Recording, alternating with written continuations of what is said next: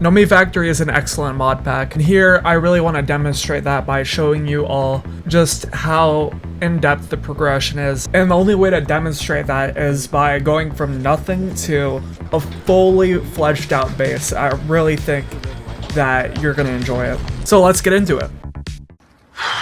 I'm relaxed. I'm relaxed. I'm relaxed.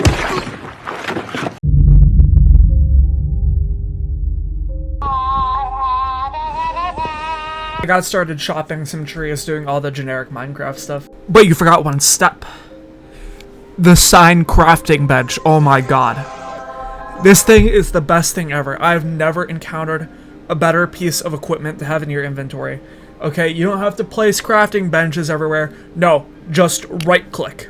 Oh my god. Another thing you start out with is X-ray. Yeah. X-ray, yeah. I like X-ray. That's because of one fact. There's a lot of ores in this mod pack. So by giving you X-ray, it allows you to find all these ores because there's an entire periodic table of elements. You're not gonna find them all. But to start progressing, we're gonna need to become very rich very fast. But stone mining hammers are very slow, so we need to get an upgrade, obviously. Fortunately, one of the beginner quests gives us 3 diamond hammers, which we can use. Now that we have our Walmart scanner and our consumer grade hammers, we can officially start producing materials. So, what's the value in producing a lot of materials? Why do we care about these materials? Well, to get to that, there's one solution to every problem in life, and that's automation. Why go outside when somebody can just do it for you? And so that's the point of automation. We want to get all these raw materials to convert them into machines, which do all the jobs for us. In no way is this a metaphor for real life. In case of any investigation by any federal entity or similar, I do not... Anyways, we're gonna need some basic necessities to convert these materials into something useful. First up is the hammer. It crush... Not to be confused with the mining hammer. This creates plates, which can be used to create machines, which can be used to create God knows what. Beyond that, there are 6 other rudimentary tools that we need to progress. But they're basically the same as the hammer. They're not that important. They just make the components that'll help us make the machines. So, yeah, I'm not going to go over crafting all of them. Yeah, I'm going to skip that part. After nearly dying from a zombie attack, I also placed some crops on the roof to get started.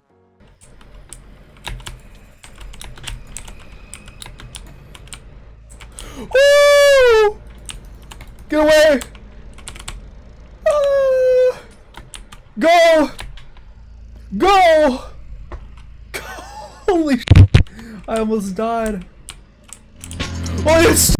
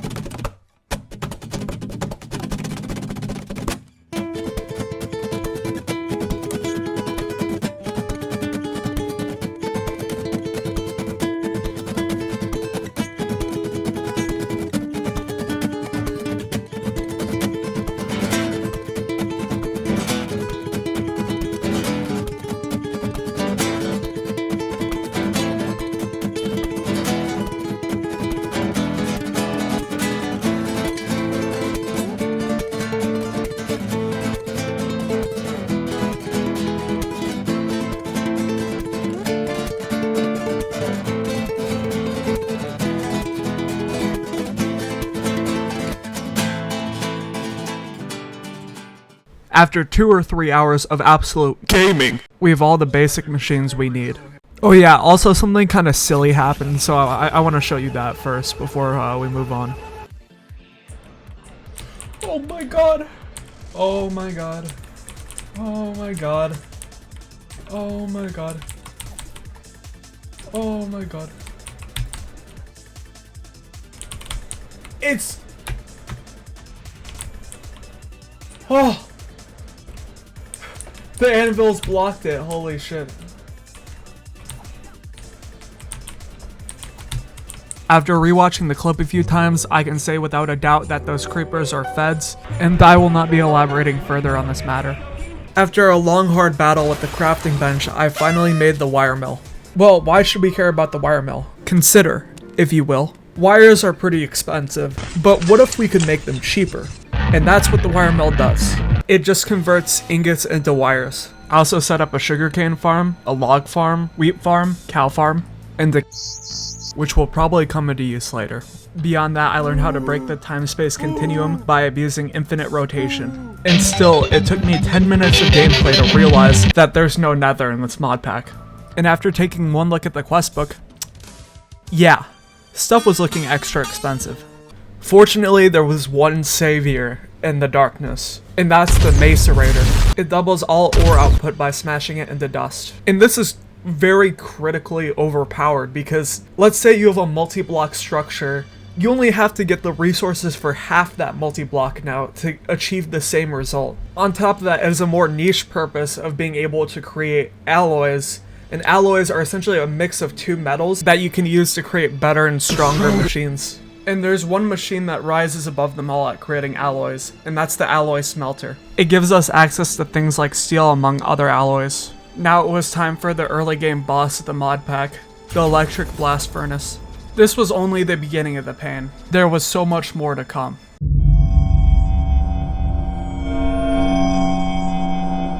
Information.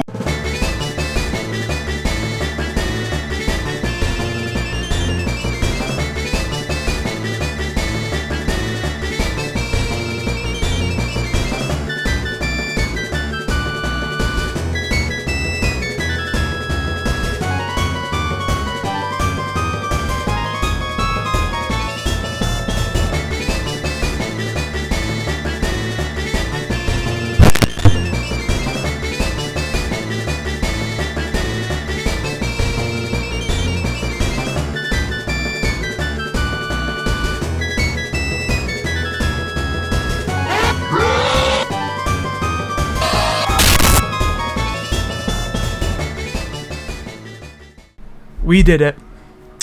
We crafted the full blast furnace. I also did many other things during this time frame. I upgraded my steam dynamo, which effectively doubled my power output from 80 RF a tick to 160 RF a tick. I also created the nether cake to go to the nether and get netherrack and glowstone. The glowstone was key to creating energetic alloys so we could progress to higher tier machines. I also did a base redesign to make it look better. To make machines easier to get, I also made primitive circuits auto-craftable. Huh? What? Wait, what's this? What's this? Oil?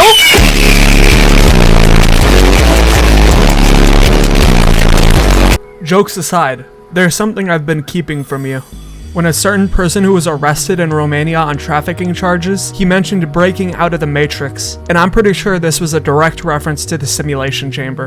The simulation chamber represents mobs spawning in and instantly being vaporized due to the unstoppable wrath of the sun. Whether or not it's ethical to you doesn't matter. I'm going to do it anyways.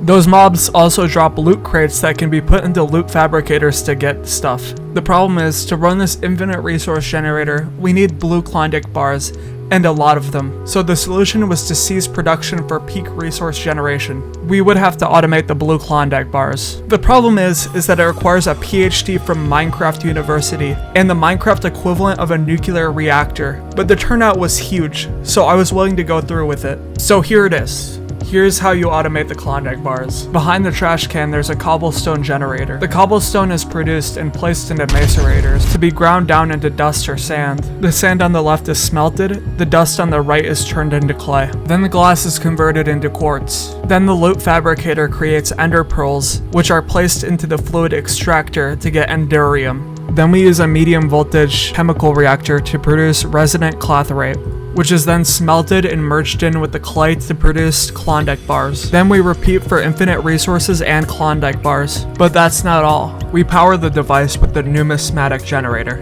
Thermal expansion dynamos are extremely powerful because they can be upgraded. I gave it a lapidary calibration and a fuel catalyzer upgrade, then upgraded to reinforced. When fed diamonds from the loot fabricator, it brings us from 160 RF a tick to 6,250 RF a tick. And my god, this was like the most satisfying thing ever. I was using thousands of coal to power this Stirling generator that took hours of mining to achieve, just to be beaten out by clay. At this point, I was playing the part of both a masochist and a narcissist. The pain and humiliation comes from working a 9-to-5 in the coal mines, and the narcissism comes from the materialistic desire to expand the factory.